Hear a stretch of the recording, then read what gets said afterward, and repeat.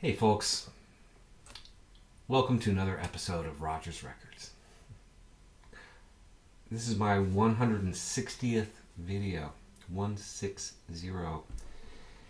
and just about exactly my 4th year anniversary of making videos here on YouTube. 4 years in the VC, vinyl community. Cheers to you all. Thanks to everybody who watched, subscribes, comments, has become a friend of mine. I salute you all.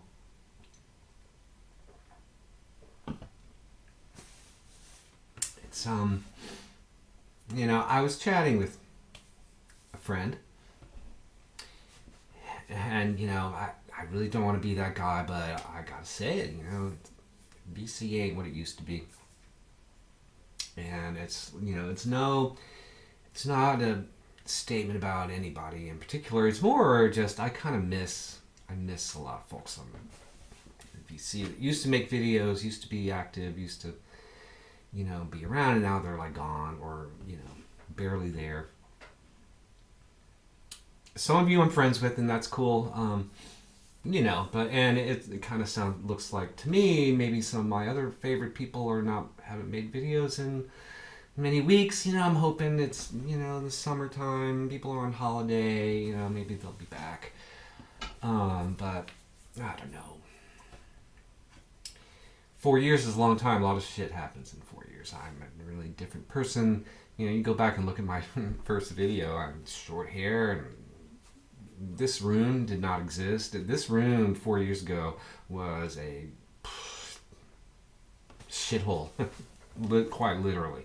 All right, anyway. Cheers, VC. I'm not going anywhere. I'm going to keep doing this.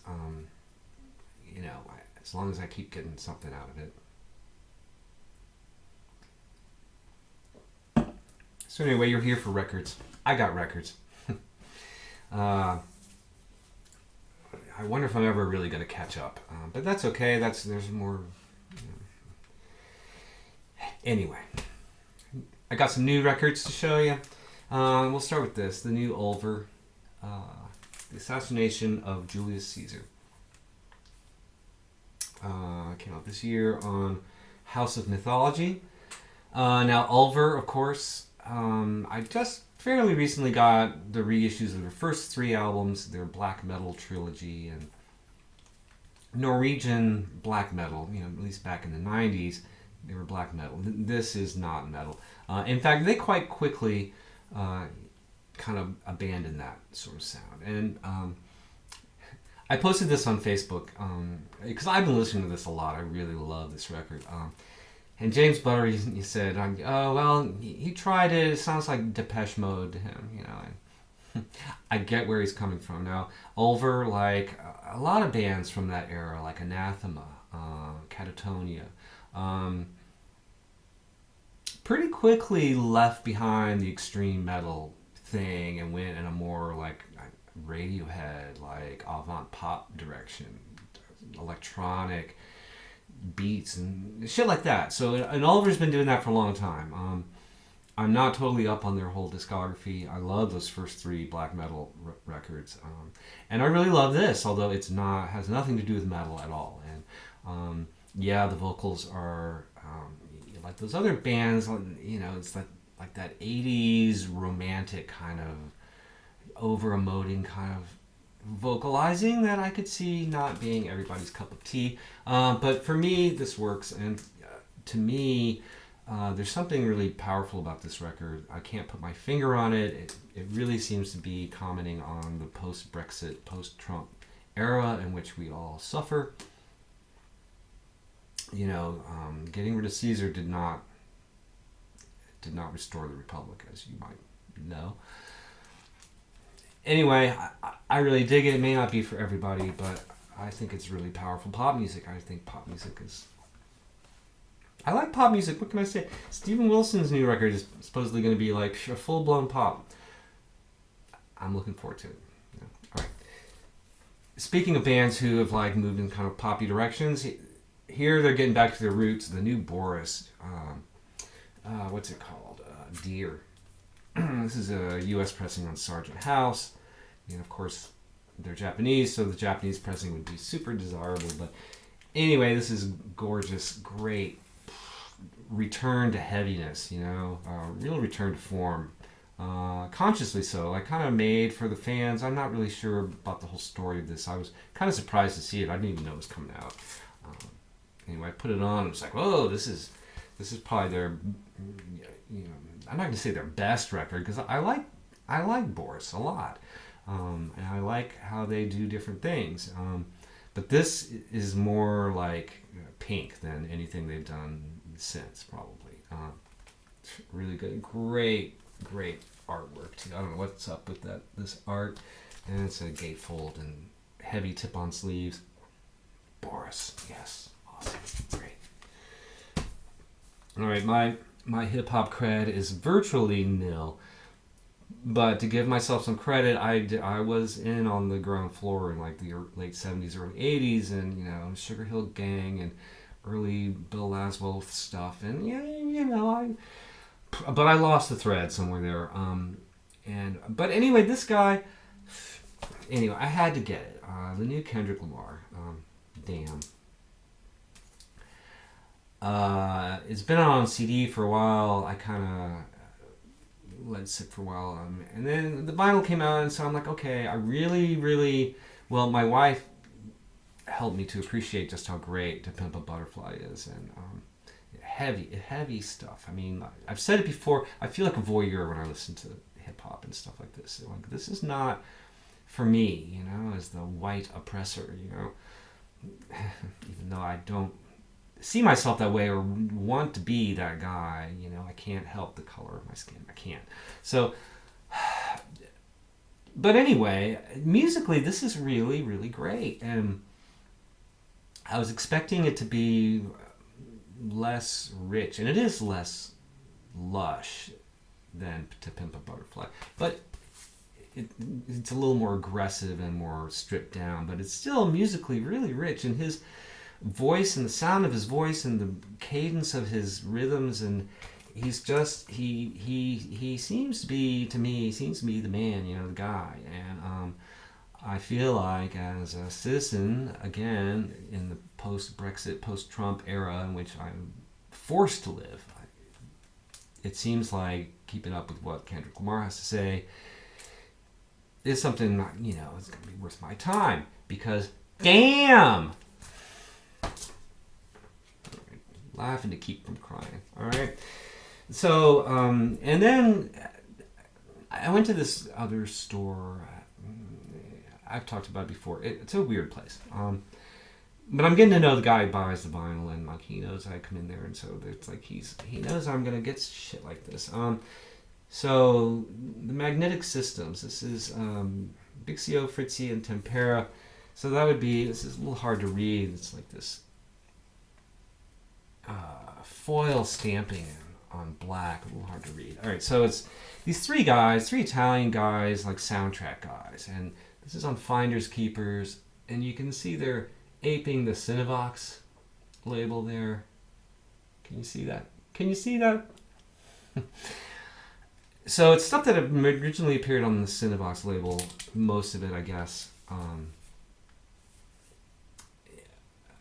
So it's similar to like the Goblin kind of horror movie soundtracks, though a little more varied than Goblin. There's some really cool stuff on this.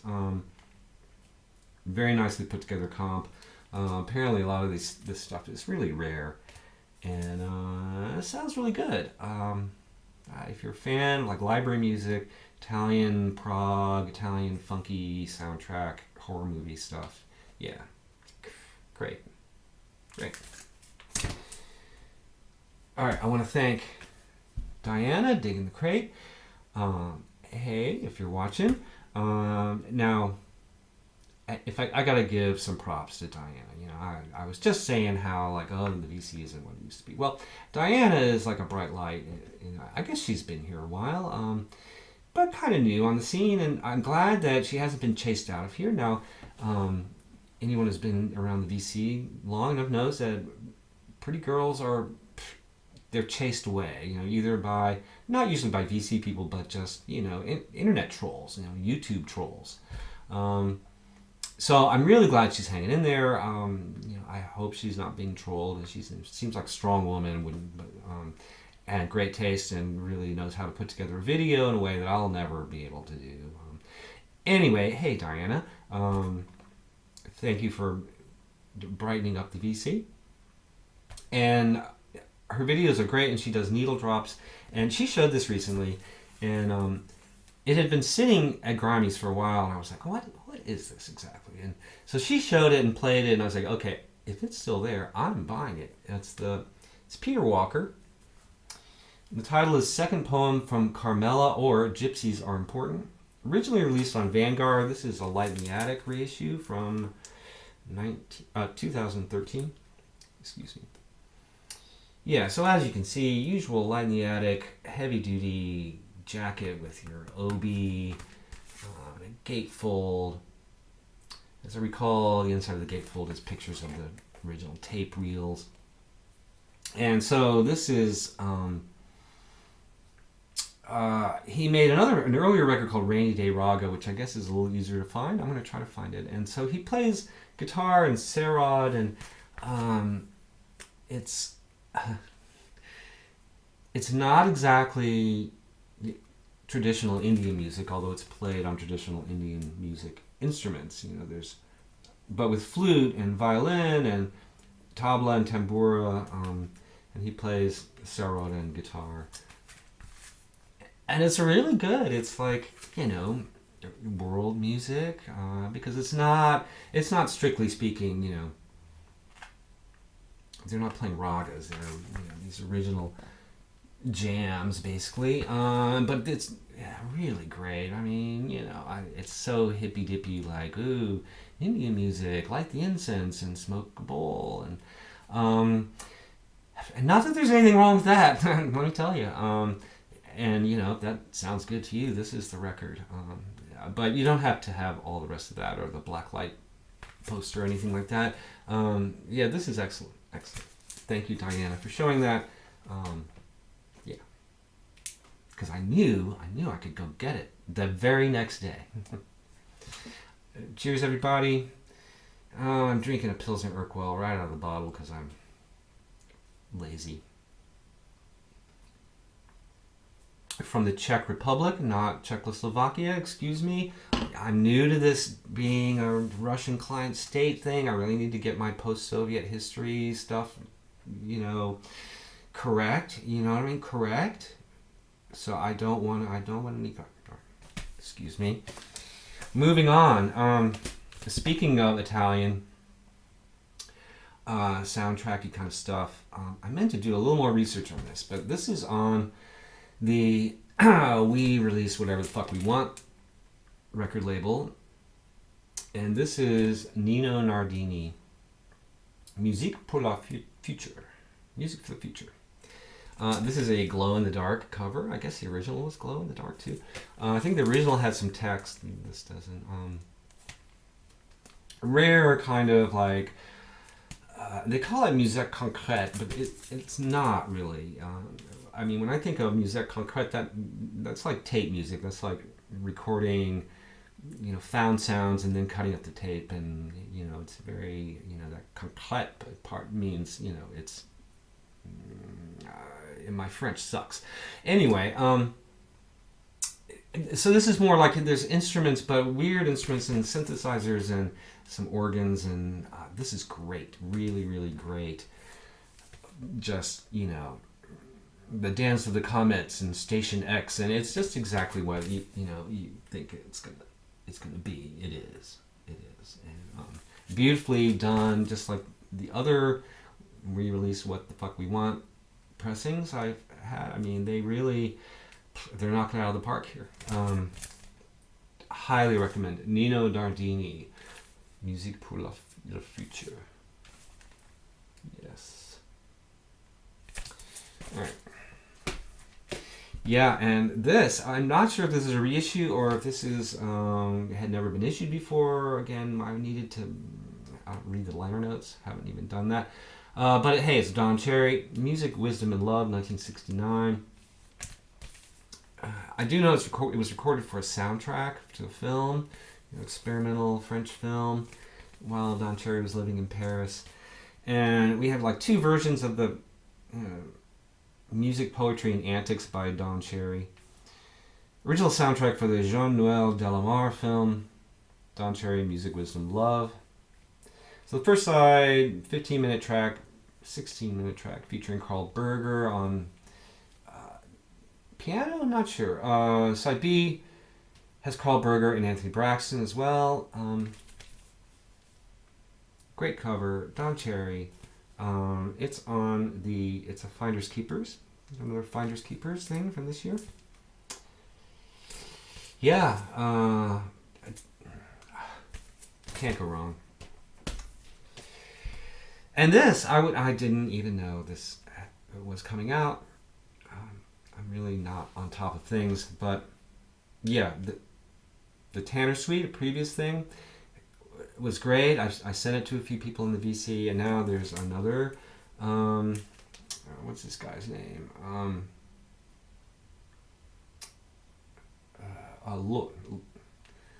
Lloyd McNeil. Lloyd McNeil. This guy, flute player.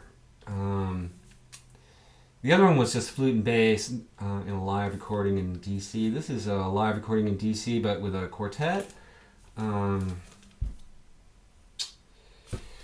With who's on it? Let's see. Here's the back here. Composed for the Capitol Ballet Company, Washington, D.C. Performed March 22nd, 1970. The National Collection of Fine Arts.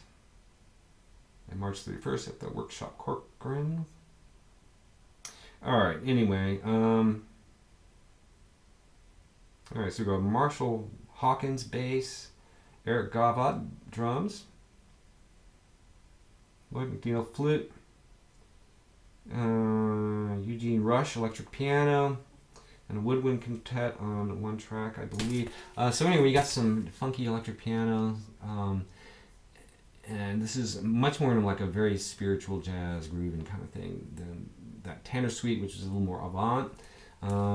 Although this has some avant moments. This is great, really great. Originally a private press release from 1970 something, and this is a soul jazz reissue out of the UK. Highly recommended to you spiritual jazz fans. Here's a couple things on Bureau B. They do such a nice job. I'd like to have all of them, but I saw these and had to have them both. This is Adelbert von Dyen, Nordberg, and Atmosphere. Originally released on 1979 and 1980, respectively, on Sky, the Sky label in Germany. I can't remember if this guy's. I think he's German, might be Dutch, not sure. And so this is just spacey electronic music, kosmische music, the Berlin School synthesizer stuff. If you're into that, you'll like this. I mean, I might prefer this one to this one, although this one has the two long, spacey tracks. Yeah, if you like that kind of electronic music, you will like that very much. And Bureau B, that's what they do. Like I said, I'd love to get more. Apparently the Sky label stuff are fairly easy to find in not maybe Berlin and maybe the bigger cities, but in parts of Germany. Anyway, that kind of makes sense. Sort of like you can find, stuff in Nashville that maybe is harder to find in, I don't know, Singapore. I don't know. All right, moving on. Another very welcome reissue. I'm not sure how I missed out on this back in 2005 when it originally came out, but it's Jeff Parker's first solo album, The Relatives, on Thrill Jockey. Not a very exciting cover, but this is Jeff Parker's sort of jazz group with players I don't recognize, but you got some Fender and Wurlitzer electric pianos, acoustic electric bass, and some drums, and very much in that Tortoise at their most jazzy sounding. Is what this sounds like, and Jeff Parker gets to cut loose a little bit, and it's great. It's great. I love it. Very nice to have that in the collection. And another couple of reissues that I didn't even know had come out. I went up to this record store in East Nashville that I never go to. That apparently has sold, and I'm not sure what's going to happen with that. But anyway, I saw these in the bins, and I don't know. Did Grimies get these? Anyway. I need to keep on top of things. All right, so 2 Grails records I was missing. Not Grails. They're not actually Grails. The name of the band is Grails. That originally came out on CD, and these were the first vinyl issues ever from last year. Both of these originally came out on Important Records, which mostly CD-only stuff. Is certainly back in the early 2000s. That's what they were doing. So we have the Black Tar Prophecies, volumes 1, 2, and 3. This collects B-sides and compilation tracks and things like that. And a very important record because it marks the change from their early lineup with the violin to a more sort of cinematic library music kind of a vibe. Really, really key record, and really nicely done vinyl here on Temporary Residence. And also another record that came out on CD on Important long ago, way back when. This is, what is it called? Take Refuge in Clean Living.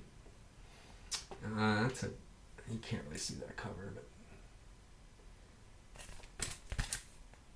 both of these are nice gatefolds with nice heavy-duty jackets and really nice sounding mastering, especially for vinyl, and reasonably priced. I'm really, really happy to now have their complete catalog on vinyl. One of my favorite bands. So, yeah, post-rock. I hate that term, but that's what it is. It's so instrumental, cinematic. Very much like soundtracky library music kind of thing, spaghetti western sort of ambiance. I really dig it. Yeah, all their records are really cool, and now I have them all. Thanks for watching, everybody. Seems like the power's cutting in and out. Yeah, so cheers, VC. Here's to another 4 years in the VC.